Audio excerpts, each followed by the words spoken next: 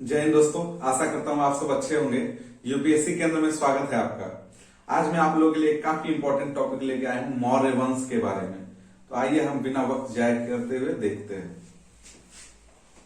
मौर्य साम्राज्य जो कि 320 ईसा पूर्व से लेकर 185 ईसा पूर्व तक जो है उत्तर भारत में शासन किया और संपूर्ण भारत पे जो है इसका साम्राज्य रहा। मौर्य शासन की शुरुआत जो है मैंने पिछले वीडियो में आपको बताई थी कि घनानंद जो था नंद वंश का आखिरी राजा था और उसने जो है उसके एक गुरु थे जिनका नाम था चाणक्य, जो तक्षशिला में पढ़ाते थे। उनको जो है अपमानित करके दरबार से निकाल दिया था। तो वह जो है रास्ते में जा रहे थे और उनको जंगल में एक बच्चा जो है मिला। उन्होंने उस बच्चे को जो है तैयार किया और वही आगे चलकर चंद्रगुप्त मौर्य बना। कहानी में और किंवदंतियों में कहा जाता है कि उन्होंने ऐसा एक वान बनाया था जिसको मारने के बाद में जो है बेहोशी छाने लगता था, वो दूसरे किसी को और काट लेता था कुत्ते की तरह। उसके बाद वो उसको काटता था। इस तरह जो है उसका पूरा सेना आपस में ही टूट फूट गया। ये हो भी सकता है ऐसा कुछ उन्होंने किया हो, क्योंकि जो घनानंद है उसकी सेना काफी बड़ी थी, काफी ज्यादा उनके पास में जो है सेना थे, घोड़ा थे और हाथियों की संख्या भी काफी ज्यादा थी। तो जैसे भी हो, लेकिन महान गुरु चाणक्य, जिनको कौटिल्य भी कहते हैं, उनकी सहायता से जो है चंद्रगुप्त मौर्य ने एक साम्राज्य को खड़ा किया जिसको कि मौर्य साम्राज्य कहते हैं। आज मैं आपको मौर्य साम्राज्य के बताने से पहले मैं आपसे एक प्रश्न पूछता हूं जिसका कि आप जो है आंसर लिखे। यह जो है मगध के उत्कर्ष का क्या कारण थे? तो मैं आपको कुछ की बिंदु जो की पॉइंट्स होते हैं उसके बारे में बताता हूं। मगध के उत्कर्ष का सबसे महत्वपूर्ण कारण था एक तो लोहा की खोज का होना। लोहा का खोज हो गया था जिसकी वजह से हथियार जो है उन्नत प्रकार के हथियार और बहुत सारा कृषि के जो सामान होते हैं वो सब बनने लगे थे। दूसरा जो महत्वपूर्ण कारण था मगध की राजधानी। मगध की जो भी राजधानी हुई, चाहे वह गिरिवज्र या फिर पाटलिपुत्र, वह दोनों ही काफी सेफ थी। गिरिवज्र जो था राजगीर, वह 5 तरफ से पहाड़ियों से घिरा हुआ था और इसके विपरीत जो पाटलिपुत्रा था उसमें जो है 3 तरफ जो है नदी थी। सोन और गंडक नदी का जो है तीनों का मिलान होता है, तो इससे वो जो है काफी मजबूत थी सामरिक दृष्टि से। तो ये दोनों राजधानी काफी मजबूत हो गई थी। इसके अलावा जो मगध के उत्कर्ष का महत्वपूर्ण कारण है वह था सम्राट। मगध के जो भी सम्राट हुए, चाहे कालाशोक है, अजातशत्रु है या फिर नंद वंश के सम्राट थे, ये सभी जो है काफी स्ट्रांग थे और सेंट्रल पावर थे। इसके वजह से जो है काफी ज्यादा मगध उत्कर्ष किया। आप अपने तरफ से भी बहुत लिख सकते हैं। यह जो है आपके मेंस के लिए भी महत्वपूर्ण है, जिनका भी हिस्ट्री पेपर है। तो आइए हम देखते हैं मौर्य वंश के बारे में। मौर्य वंश का कैसे उत्थान हुआ, किस तरह जो है मौर्य वंश जो है संपूर्ण भारत को एक राष्ट्र के रूप में लेकर आए और हमारा बिहार के लिए काफी गौरवान्वित था कि हम लोग जो है कितने सालों तक जो है पूरे सेंट्रल पावर में बने रहे। तो मौर्य वंश को देखते हैं।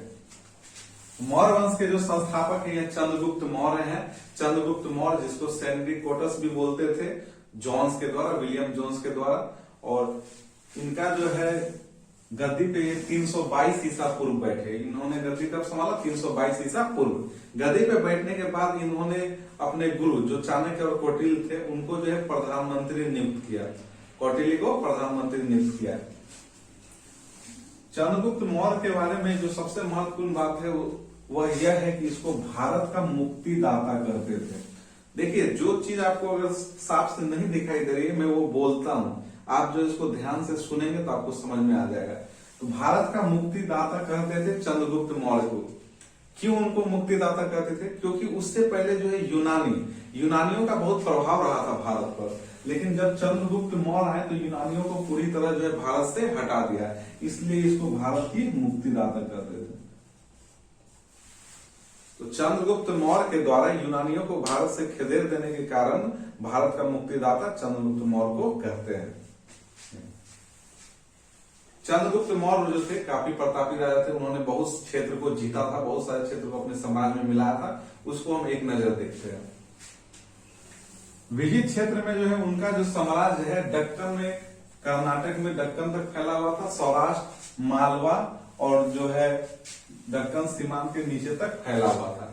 इसके अलावा सबसे महत्वपूर्ण जो उनका था अभियान वह था 305 ईसा पूर्व। 305 ईसा पूर्व पश्चिमोत्तर सीमांत क्षेत्र। ये जो पश्चिमोत्तर सीमांत एरिया है, यहाँ पे जो है सेल्यूकस निकेटर का शासन था, सेल्यूकस निकेटर। और इसको जो है 305 ईस्वी पूर्व में जो है चंद्रगुप्त मौर्य ने बुरी तरह हराया और इससे जो है काबुल, कंधार, हेरात, बलूचिस्तान और मकरान, यह सारा क्षेत्र जो है, सारे क्षेत्र पे कब्जा हो गया मौर्य साम्राज्य का। तो ये काफी बड़ा अभियान था और काफी विजयपूर्ण अभियान था और इसको जरूर याद रखेंगे। इसका भी नाम सेल्यूकस निकेटर को। फिर सेल्यूकस निकेटर का एक राजदूत था मेगास्थनीज। मेगास्थनीज जो है इनके दरबार में आया और मेगास्थनीज बहुत महत्वपूर्ण हो जाता है क्योंकि उसने एक बहुत फेमस बुक लिखा था, इंडिका। बहुत सारा चीज उस बुक से जानकारी मिलता है, मौर्य साम्राज्य के बारे में हमको बहुत कुछ जानने को मिलता है। तो इस पुस्तक का नाम डायरेक्ट भी पूछ लेता है कि इंडिका जो है किसके द्वारा लिखी गई है। तो इंडिका जो है मेगास्थनीज के द्वारा लिखी गई है और इसमें जो है 2-3 महत्वपूर्ण बात जो इस बुक में है वह यह है कि करों का बाहुल्य था और जनता जो था, जो आम जनता, उनका जो है पंजीकरण अनिवार्य था। प्रत्येक आम जनता का पंजीकरण अनिवार्य था। तो ये महत्वपूर्ण है। इंडिका में और भी काफी कुछ जानकारी मिलती है मौर्य समाज के बारे में। इंडिका में एक बात लिखी गई है कि जो राजा होते थे उनको जो है पालकी पे लेके जाया जाता था, सोने चांदी से लदा हुआ पालकी होता था। साथ में जो है जो उनके सेवक होते थे वो भी सोने चांदी से सजे हुए रहते थे। इसके अलावा राजा जो खाना खाता था उसके जो खाना को पहले नौकरों के द्वारा खिलाया जाता था कि कोई उसमें जहर या इस तरह की कुछ चीज ना मिला दे। और भी इसने इंडिका में लिखा है जो राजा होते थे वह जो है अपने जहां सोते थे वो 2 दिन से ज्यादा उस बिस्तर पे नहीं सोते थे, यानी उस कमरे में नहीं सोते थे कि किसी को जानकारी ना हो कि राजा कहाँ कब सोते हैं, ताकि उनकी जान सुरक्षित रहे। ये कुछ महत्वपूर्ण बातें थी इंडिका के बारे में। दूसरा जो महत्वपूर्ण पुस्तक है वह भी आप जरूर याद रखेंगे, वह है विशाखा दत्त कृत मुद्रा राक्षस। तो यहाँ डायरेक्ट क्वेश्चन भी पूछ सकता है मुद्रा राक्षस के लेखक कौन थे। उसके लेखक जो है विशाखा दत्त थे। यह जो है पुस्तक, इसमें जो है चंद्रगुप्त को वृषल, इसमें चंद्रगुप्त को वृषल कहा जाता था, निम्न कुल का। चंद्रगुप्त को निम्न कुल का कहा जाता था। तो विशाखा दत्त द्वारा कृत जो है मुद्रा राक्षस, उसमें चंद्रगुप्त को वृषल कहा जाता था, निम्न कुल का। चंद्रगुप्त मौर्य के जो गुरु थे उनका नाम था भद्रबाहु और ये भद्रबाहु जैन साधुविद थे। और जो चंद्रगुप्त मौर्य था उसने भी जैन धर्म को अपनाया था। धर्म से जरूर याद रखेंगे, चंद्रगुप्त मौर्य जो है जैन धर्म को अपनाया था, क्योंकि आगे हम देखते हैं इसी के जो पोता है अशोक, वह जो है बौद्ध धर्म के संरक्षक थे। तो ये इंपॉर्टेंट हो जाता है। उसके बाद जो है चंद्रगुप्त मौर्य जो है श्रवणबेलगोला कर्नाटक में एक जगह है, वहां पे गए और इन्होंने जो है अपना जो है प्राण त्याग दिया।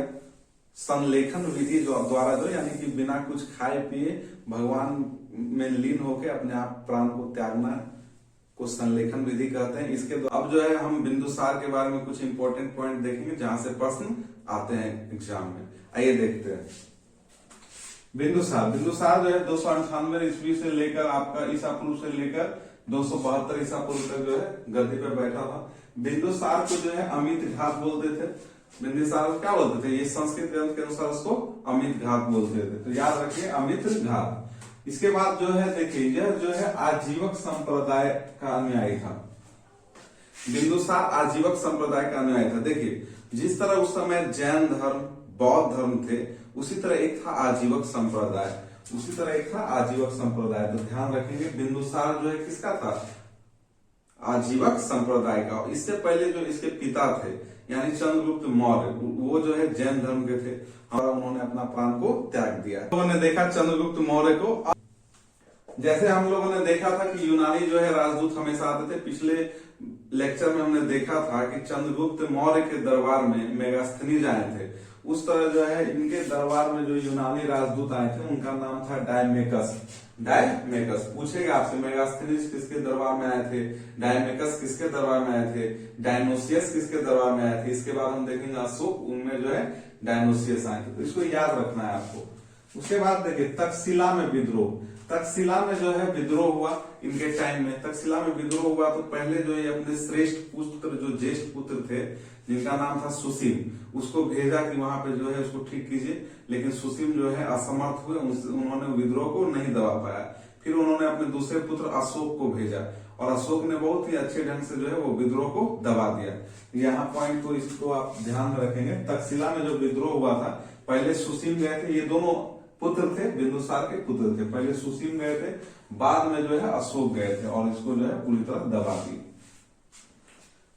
कुछ जो है ग्रंथ जो है इस बात को कहते हैं कि बिंदुसार जो है वो उन्होंने दक्षिण के भी कुछ क्षेत्र को जीता था, पर यह प्रमाणित नहीं हो पाया है, तो इसको आप रहने दें। और ये देखिए, ये जो प्रश्न है, ये प्रश्न यूपीएससी में पूछा हुआ है।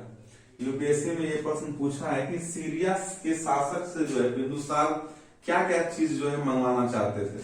तो मदिरा, सूखे अंजीर और दार्शनिक, ये 3 चीज भेजने का उन्होंने उससे रिक्वेस्ट किया था। मदिरा, सूखे अंजीर एवं दार्शनिक, यह भेजने का आग्रह किया था। तो वह जो है सीरिया के शासक, उसने जो है मदिरा भेजा, सूखे अंजीर भेजे, लेकिन दार्शनिक जो है दार्शनिक नहीं भेजा था। तो ये बिंदुसार के बारे में कुछ पॉइंट थे, ज्यादा कुछ नहीं है बिंदुसार में, तो आपको जो है इसको अच्छे से कर लेंगे तो आपका हो जाएगा।